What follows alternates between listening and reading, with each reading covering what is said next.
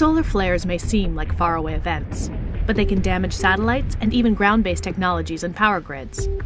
Every 11 years, as the sun reaches its maximum activity, they become bigger and more common, and that increases the chances that one will significantly affect Earth. So what are these solar eruptions?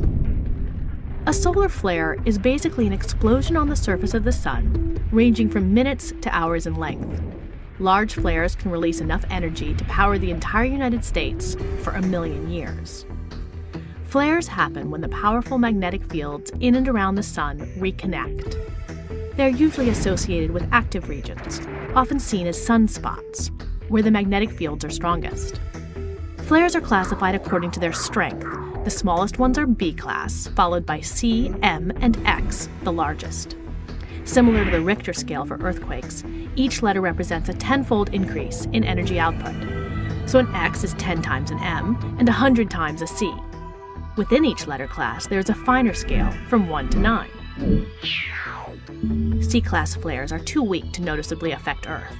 M-class flares can cause brief radio blackouts at the poles and minor radiation storms that might endanger astronauts.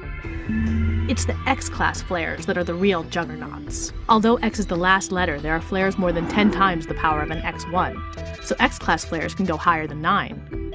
The most powerful flare on record was in 2003 during the last solar maximum. It was so powerful that it overloaded the sensors measuring it. They cut out at X17, and the flare was later estimated to be about X45. A powerful X-class flare like that can create long-lasting radiation storms, which can harm satellites, and even give airline passengers flying near the poles small radiation doses. X flares also have the potential to create global transmission problems and worldwide blackouts. The seriousness of an X-class flare pointed at Earth is why NASA and NOAA constantly monitor the sun. NASA's heliophysics fleet of spacecraft can now see the sun from every side and in many different wavelengths. This unprecedented coverage is enabling scientists to predict and detect space weather events like flares and CMEs with ever greater accuracy. With advance warning, governments and companies can take steps to protect their technological infrastructure so that the worst scenarios will never happen.